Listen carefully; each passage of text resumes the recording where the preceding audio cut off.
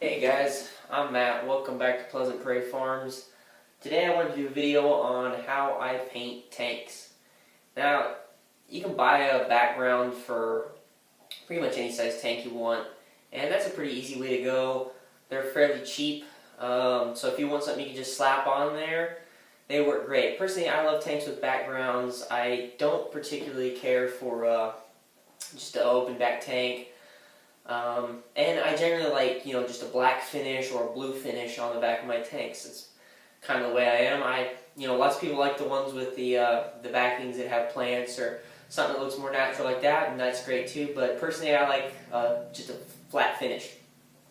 And I like to paint the back of my tanks. I just never really liked the tape-on backings or whatever. I don't think they look as good in my opinion. And they don't seem to hold up very well around the water and stuff either. So what I use instead is a 100% acrylic hobby paint. You can find it at Walmart, you can find it at just about any hobby store. I think I get this at I've gotten it at Michael's before, Hobby Lobby, and like I said, Walmart's usually a really cheap place to get it too. You can get a fairly big bottle of this stuff. There you go. Craft Smart, or there's lots of different brands. It really doesn't matter what brand it is, just as long as it's 100% acrylic. And you can get a big bottle like this for like $2.50, and it'll do several tank backings depending on how many coats you want to put on. So this happens to be blue. You can get it in black, green, whatever color you like. I like just a bright or dark blue, and a black are pretty much the only backgrounds I ever do on my tanks. So that being said, what do you need to get besides that? I find that the best way to apply it is just a small roller like this. It's kind of a sponge roller. It applies it really easy, really well. And these are fairly cheap, $4 or whatever. You can get a little paint container like they sell at the store, or in my case I just have a little glass dish that fits this about perfect. So that's what I'm going to use. And you're going to need some of this blue masking tape, or any kind of masking tape, really, it doesn't matter. And the reason you want masking tape is because no matter how good of a painter you think you are, or you might be, it is impossible not to get the back rims of this or paint over the edges and get onto the side of the tank. Which it's an easy removal if it's on the glass. That's one of the reasons why it's 100% acrylic. That's what you want to go with, because this stuff scrapes right off with a razor blade. I mean, literally you can have the entire back off in 2 minutes flat. So that's what's cool about it, is you can change up the back colors if you wanted to, or if you didn't like the way it came out, you can just scrape it right off and restart over. It takes no time at all, and it doesn't hurt anything. If you get it on the plastic, you can just take a damp rag or a damp napkin, and it'll pretty much just come right off with a little bit of scrubbing. It comes off if it gets wet, well, super wet. You can get wet down the back of this wet down the back of this paint, if you're working in the tank or whatever, just as long as you don't smudge it or try and wipe it off really heavy, just let it kind of dry on there. It really doesn't affect the look much. So that's what's nice about the 100% acrylic versus some spray paints or other stuff like that. It comes off super easy. So anyways, what you're going to want to do is tape up the sides, tape up the underseam right here. You can't really see it, but it tends to work best if you have 2 people, but you can do it on your own on a smaller tank, or you can do it in chunks on a bigger tank, it doesn't matter. Same basic idea as taping up anything else for painting, so you don't accidentally overlap.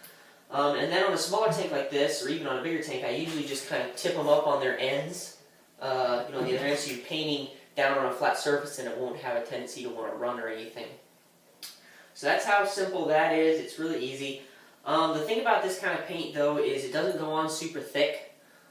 So you're probably going to want to do 2 to 3 coats depending on how you like it. And even then, you're probably going to be able to see through it. So that's one thing that's weird about this, and it weirded me out the first time I did it, is you're still going to be able to see through it as long as there's backlighting. So once you have this up against a wall with your aquarium light on top of it, and the light's shining through this direction, it's going to look like a black finish, or it's going to look like a solid blue finish. But if you turn that light off, or there's exterior light, or you have it up against a window or something, you can still a lot of times see through it even with 3 or 4 coats. So just because you can see through it while it's sitting there on the ground drying doesn't mean that you messed up, or doesn't mean you didn't put enough coats on. It's, once you get the aquarium light on there, and if you have an aquarium light already, just set it on, flip the tank around against the wall and set the aquarium light on there for a second, and you'll see what I'm talking about. So As far as the first, do your first coat. I find that it's best to let it dry overnight for that first coat before you start putting the second coat on. If you put the second coat on too soon, it just kind of flakes off the old coat and then it looks chunky and it looks weird. Not that it's not past saving at that point. You can still save it if you realize you're doing it too soon, but best just to wait overnight to do a coat. And if you got a little bit of time, like I said, for 2 or 3 coats, it takes you 2 or 3 days. Or if it's in a really dry, warm place with maybe a little bit of a fan going on or something, you can do it faster than that if you really need to.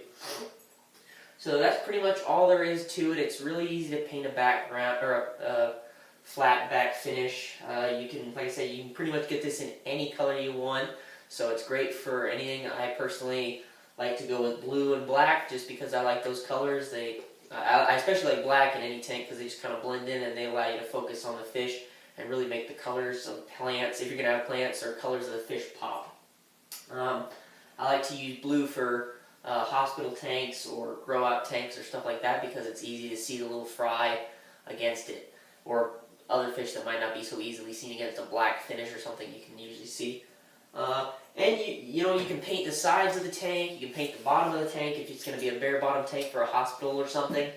You can paint the whole thing if you really wanted to, just to give the fish some more privacy. And I've done that before where I've painted the sides for a hospital and painted all the sides. And that's what's nice about it is if you need to throw up a hospital tank really quick and you have something just laying around, you just paint it up and boom, there's your hospital tank. And then later you can just scrape it back off with a razor in 5 or 6 minutes and you're back to a standard tank that you can sell or use like a normal tank. So that's how simple that is, guys. I hope the video helped. I will, well, I don't know. I'll probably post pictures somewhere of what it looks like finished, or I can do another video of what it looks like finished for you.